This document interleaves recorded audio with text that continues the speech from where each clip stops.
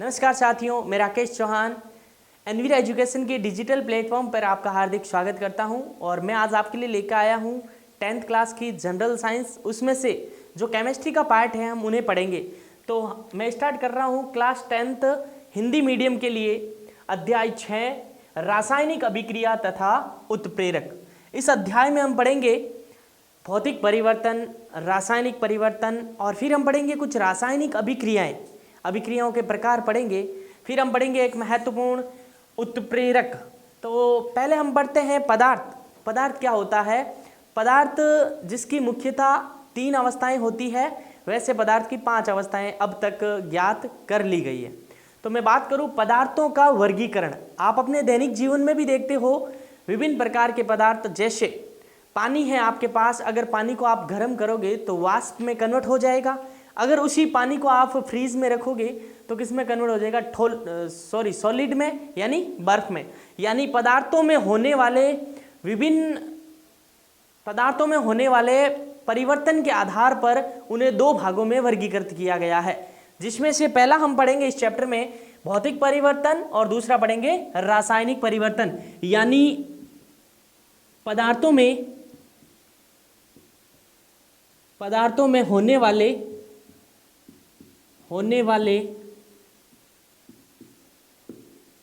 परिवर्तन के आधार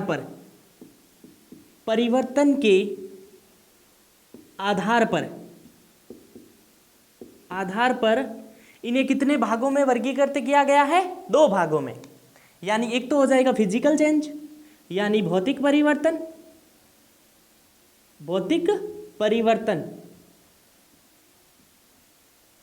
और दूसरा हो जाएगा केमिकल चेंज, यानी रासायनिक परिवर्तन।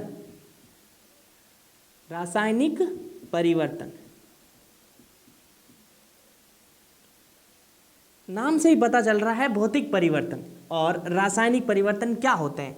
भौतिक परिवर्तन यानी बाहरी चीजें, रासायनिक यानी उस पदार्थ के अंदर कुछ परिवर्तन होगा या हमें कुछ एक नया पदार्थ मिल सकता है, उसे आप रासायनिक परिवर्तन कह सकते हो। अगर भौतिक की बात करें तो किसी भी प्रकार का नया पदार्थ नहीं मिलेगा। जैसे मैं बात करूं, यानी इस पदार्थ के क्या क्या गुण हैं। जैसे भौतिक परिवर्तन में पहला आपको याद रखना है, इस प्रकार के परिवर्तन में अभी हम एग्जाम्पल के माध्यम से पूरा कंसेप्ट को समझेंगे, लेकिन पॉइंट क्या क्या लिखने हैं हमें फिजिकल चेंजेस में। यानी इस प्रकार के परिवर्तन में तो पदार्थों के भौतिक गुण जैसे अवस्था, दाब, घनत्व, आयतन, आप इसमें ले सकते हो रंग आदि बदल जाते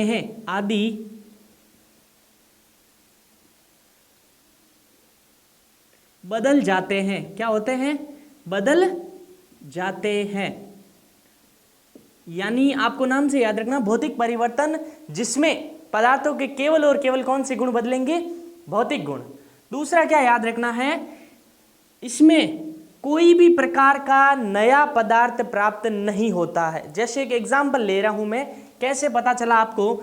जैसे इसका सबसे ज्यादा बेस्ट एग्जाम्पल रहता है जल, जिसका रासायनिक विज्ञान में सूत्र H2O इसका अणु सूत्र है। यानी जैसे जल तीनों अवस्थाओं में पाया जाता है, एकमात्र ऐसा पदार्थ है जल जो तीनों स्टेट में पाया जाता है, यानी तीनों अवस्थाओं में पाया जाता है। जैसे हमारे पास ये जल है और जल का सूत्र होता है H2O। ये किस अवस्था में है आपके पास? फिलहाल ठोस अवस्था में। जब जल ठोस अवस्था में होता है तो उस रूप को क्या कहा जाता है? बर्फ। क्या कहा जाता है? बर्फ। अगर इसको रूम टेम्परेचर पे लाया जाए बर्फ को, तो थोड़ी देर बाद आपको मिलेगा, किस अवस्था में मिलेगा? द्रव अवस्था में। कौन सी अवस्था में? द्रव अवस्था में। वो होगा आपके पास पानी। और उसका फॉर्मूला भी क्या रहेगा बच्चों? H2O। और फिर थोड़ी देर बाद अगर आप इसको गर्म करोगे तो ये किस में चेंज हो जाएगा? गैस में। और गैसीय रूप में क्या हो जाएगा? वाष्प बोल सकते हो आप। लेकिन फॉर्मूला क्या रहेगा? H2O। तो ध्यान देने योग्य बात यह है कि इसमें आपको किसी भी प्रकार का परिवर्तन नहीं मिलेगा, यानी किसी भी प्रकार का नया पदार्थ प्राप्त नहीं होगा। कैसे? यहाँ पे देखा जाए तो जल का फॉर्मूला क्या मिल रहा है H2O, लेकिन द्रव अवस्था में आए तो भी क्या मिल रहा है H2O, और गैस अवस्था में आए तो भी क्या मिल रहा है H2O। यानी यहाँ से स्पष्ट होता है केवल और केवल अवस्थाएं बदल रही है। यहाँ पे किस अवस्था में था ये, ठोस अवस्था में, यहाँ पे किस अवस्था में, द्रव अवस्था में, यहाँ पे किस अवस्था में, गैस अवस्था में। यानी केवल और केवल अवस्थाएं बदल रही है। इसका अणुसूत्र देखा जाए तो अणुसूत्र में परिवर्तन नहीं होता है। यानी भौतिक परिवर्तन एक ऐसा परिवर्तन है जिसमें पदार्थ की केवल अवस्थाएं बदलती है, अणुसूत्र नहीं बदलता है। यह है दूसरा पॉइंट। यानी दूसरा पॉइंट आपको लिखना है, इस प्रकार के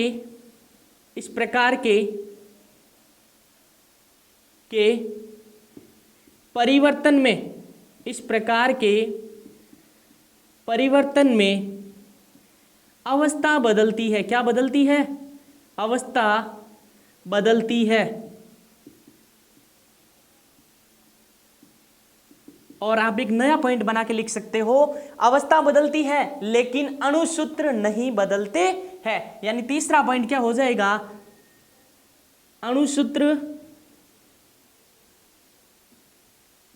नहीं बदलते, अणुसूत्र नहीं बदलते हैं, अणुसूत्र नहीं बदलते हैं। और जल इसका एक महत्वपूर्ण उदाहरण जिससे आप आसानी से समझ सकते हो कि भौतिक परिवर्तन क्या होता है।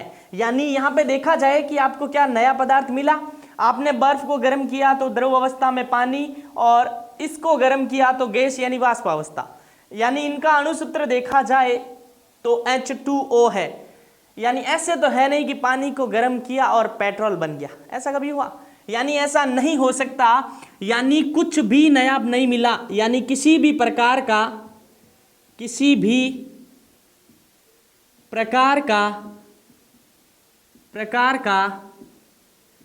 नया पदार्थ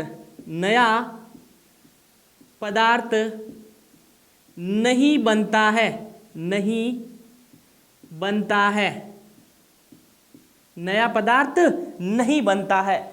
और एक महत्वपूर्ण बात यह है कि इस प्रकार का परिवर्तन है जो उत्क्रमणीय होता है। क्या होता है? रिवर्सिबल। यानी यहां देखा जाए तो वाष्प से आप क्या प्राप्त कर सकते हो? वापस द्रव, और द्रव से वापस क्या प्राप्त कर सकते हो? ठोस। यानी जहां हम थे वापस उसी स्थान पे जा सकते हैं। यानी हमारे पास जो पदार्थ था वापस वही पदार्थ प्राप्त कर सकते हैं। यानी इस प्रकार का परिवर्तन उत्क्रमणीय यानी रिवर्सिबल, जो उत्क्रमणीय होते हैं वह अस्थायी, ये थोड़ा याद रखना, ये उत्क्रमणीय तथा अस्थायी होते हैं। क्या होते हैं? उत्क्रमणीय तथा अस्थायी होते हैं। और मैं बात करूं इनके महत्वपूर्ण उदाहरणों की बात करूं, सबसे पहला उदाहरण आपको मिलेगा बर्फ का पिघलना और द्रव से ठोस में चेंज होना। ये किसके उदाहरण कहलाएंगे? कांच का टूटना। ऐसे कांच टूटा है तो टूटने के बाद ऐसे तो है नहीं कांच कागज में परिवर्तन हो गया, रहेगा तो कागज का फाड़ना। क्या हम उसे जोड़ सकते हैं वापस? जिन चीज़ों से हम जो मूल चीज़ें वापस प्राप्त कर सकते हैं उन्हें हम कहाँ रखना है? फिजिकल चेंजेस में रखना है, यानी भौतिक परिवर्तन में रखना। जैसे इनका उदाहरण देखिएगा आप, सबसे पहला उदाहरण है आपके सामने बर्फ का पिघलना।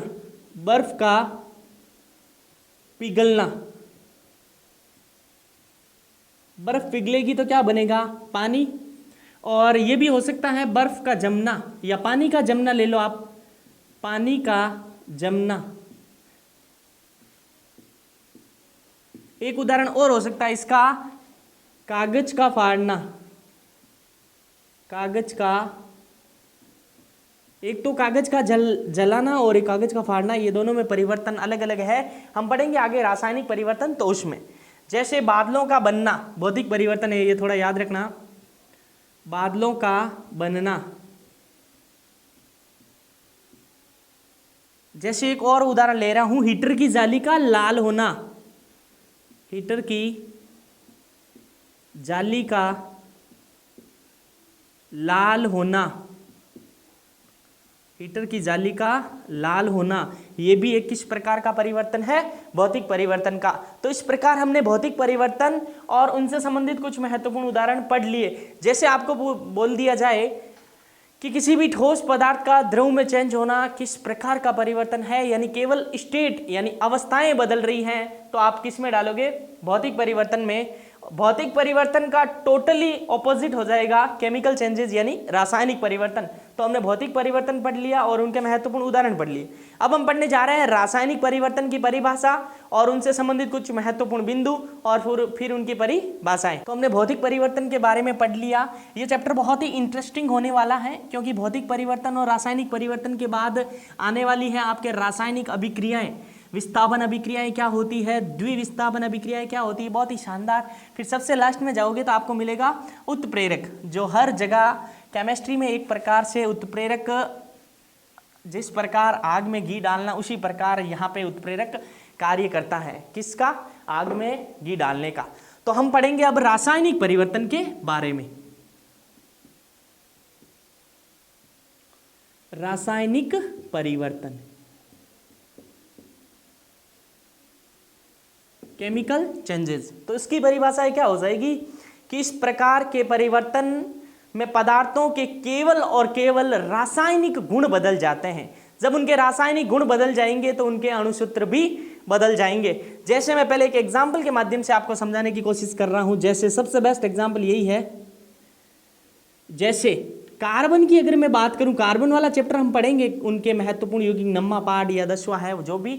कार्बन, तो संसार में प्रत्येक वस्तु जिनको आप जला सकते हो उन सब में क्या होता है? कार्बन होता है।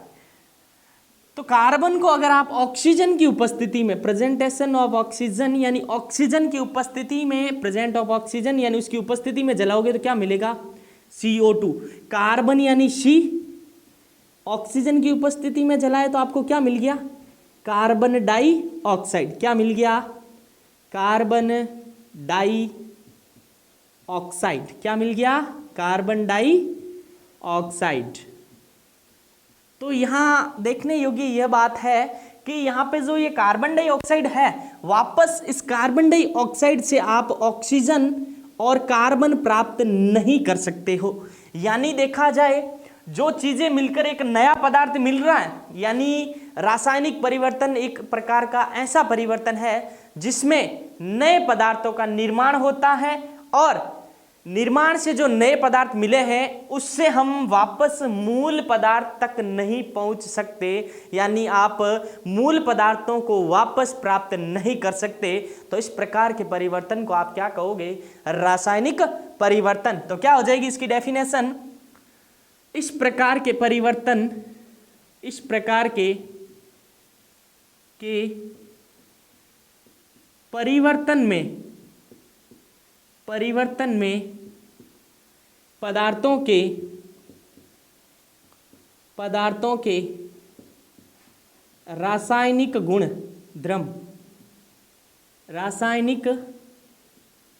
गुणधर्म बदल जाते हैं।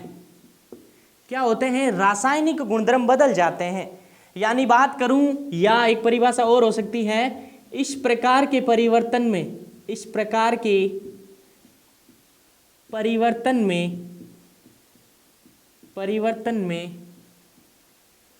अणुसूत्र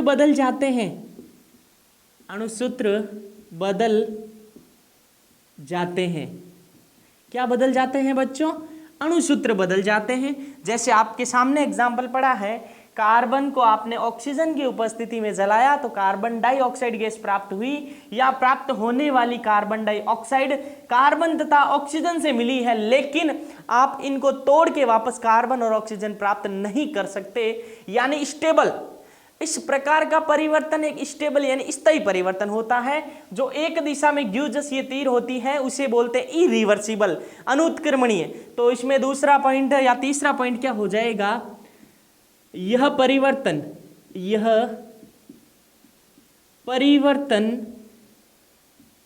एक स्थायी परिवर्तन होता है। यह परिवर्तन एक स्थायी परिवर्तन, और जो भौतिक था वो अस्थायी था। स्थायी परिवर्तन तथा अनुत्क्रमणीय अनु उत्क्रमणीय, स्थायी तथा अनुत्क्रमणीय होता है, स्थायी तथा अनु उत्क्रमणीय होता है। इस प्रकार का परिवर्तन स्थायी तथा अनु उत्क्रमणीय परिवर्तन होता है। स्थायी का अर्थ जो चीज़ें हमें प्राप्त हो गई वापस उन चीज़ों से वो चीज़ें नहीं ला सकते, और अनुत्क्रमणीय मतलब एक ही दिशा में। यहाँ आप ये भी लिख सकते हो ये परिवर्तन केवल एक दिशा में होता है, यानी इस प्रकार का परिवर्तन, इस प्रकार का परिवर्तन केवल एक ही दिशा में, एक ही दिशा में होता है। इस प्रकार का परिवर्तन केवल एक ही दिशा में होता है। किस दिशा में होता है बच्चों? केवल और केवल एक दिशा में होने वाले परिवर्तन को आप रासायनिक परिवर्तन कह सकते हो। और एक चीज इसमें महत्वपूर्ण, जो मूल पदार्थ के गुण होते हैं बनने वाले पदार्थ के गुण से पूर्णतः भिन्न होते हैं। यानी एक पॉइंट ये लिख सकते हो, प्राप्त होने वाले पदार्थ, प्राप्त होने वाले पदार्थ, होने वाले पदार्थ के गुण मूल पदार्थ के गुण से पूर्णता भिन्न होते हैं। साथियों ध्यान देना बच्चों, इसमें ये वाला पॉइंट इंपॉर्टेंट है कि जो प्राप्त होने वाला पदार्थ, अगर यहाँ पे देखा जाए कार्बन डाइऑक्साइड है जो ऑक्सीजन से और कार्बन से भिन्न है। यहाँ पे ये जो ठोस अवस्था में है, ये गैसीय अवस्था में, जो प्राप्त होने वाला टोटली किस अवस्था में आ गया? गैसीय अवस्था में। तो रासायनिक परिवर्तन के बारे में कुछ महत्वपूर्ण बातें थी जो हमने पढ़ी। केमिकल चेंजेस यानी रासायनिक परिवर्तन एक ऐसा परिवर्तन होता है जिससे एक स्थायी परिवर्तन भी आप कह सकते हो और अनुत्क्रमणीय परिवर्तन भी आप कह सकते हो। यानी कुछ भी नया पदार्थ मिलेगा उस नए पदार्थ से आप पुनः वापस नहीं जा सकते। यानी ये चीज तो रही गई थी कि नए पदार्थों का निर्माण होता है, ये भी लिख सकते हो, नए पदार्थों का निर्माण होता है, नए पदार्थों का निर्माण होता है। एक ऐसा परिवर्तन जिसमें कुछ ना कुछ आपको नया मिलेगा। यानी इस प्रकार के परिवर्तन में नया पदार्थ का निर्माण होता है, और जो नए पदार्थ के प्राप्त होने वाले नए पदार्थ हैं, जिन पदार्थों से मिलकर बने होते हैं उनके गुण और प्राप्त होने वाले के गुण पूर्णतः क्या होते हैं? भिन्न होते हैं। यानी जो नया पदार्थ मिला हम वापस पुराने पदार्थ की ओर नहीं पहुंच सकते। यानी यह एक स्थायी परिवर्तन, अनुत्क्रमणीय, केवल एक दिशा में होने वाला परिवर्तन होता है। उसे हम क्या कहेंगे? रासायनिक परिवर्तन। अब हम पढ़ेंगे रासायनिक परिवर्तन के कुछ महत्वपूर्ण उदाहरण। तो अब हम पढ़ेंगे कुछ रासायनिक परिवर्तन से संबंधित महत्वपूर्ण उदाहरण। तो पहला आपके सामने है लोहे पर जंग लगना। लोहे पर जंग लगना एक प्रकार की रासायनिक अभिक्रिया है, क्योंकि जब लोहा नमी तथा वायु की उपस्थिति में खुला छोड़ने पर धीरे धीरे उसके ऊपर एक परत का निर्माण होता है और उसके ऊपर जंग आना शुरू हो जाता है, और यह एक धीमी अभिक्रिया है। यानी इन उदाहरण के बाद हम फिर से भौतिक और रासायनिक परिवर्तन के उदाहरणों को विस्तार से पढ़ेंगे कि लोहे पर जंग कैसे लगता है। बात करूं सब्जियों का मुलायम होना, हम मार्केट से जो सब्जी लाते हैं वो एक ठोस अवस्था में आती है, बनाने के बाद एकदम मुलायम हो जाती है। क्या आप उन मुलायम सब्जी से वापस ठोस सब्जी ला सकते हो? नहीं ला सकते। यानी जहां हम थे वहां वापस नहीं जा सकते, यानी रासायनिक परिवर्तन। अगर सेव काटने के बाद भूरी हो जाती है, 1 घंटे बाद आप अगर आके देखो तो कटी सेव का भूरा होना एक रासायनिक परिवर्तन का उदाहरण है। बात करूं नए पदार्थ का निर्माण, कुछ ना कुछ नया मिला तो कौन सा परिवर्तन है? रासायनिक। चांदी को वायु में खुला छोड़ने पर काली पड़ जाती है, क्योंकि उसके ऊपर सिल्वर सल्फाइड की परत का निर्माण होता है। कागज को जलाना, अगर किसी भी चीज को जलाओगे तो रासायनिक परिवर्तन के अंतर्गत आएगा। एग्जाम्पल, सब्जियों का सड़ना भी रासायनिक परिवर्तन का उदाहरण है। तो बच्चों आज की क्लास में हमने भौतिक परिवर्तन और रासायनिक परिवर्तन की परिभाषाओं से संबंधित कुछ महत्वपूर्ण बिंदुओं का अध्ययन किया और कुछ महत्वपूर्ण उदाहरण का अध्ययन किया। आगे आने वाली क्लास में हम रासायनिक परिवर्तन के कुछ महत्वपूर्ण उदाहरण का विस्तार से जानकारी लेंगे। अगर आप एनवीरा ऑनलाइन के डिजिटल प्लेटफॉर्म पे नए हैं तो चैनल को सब्सक्राइब कीजिए। धन्यवाद, मिलते हैं फिर अगली क्लास में।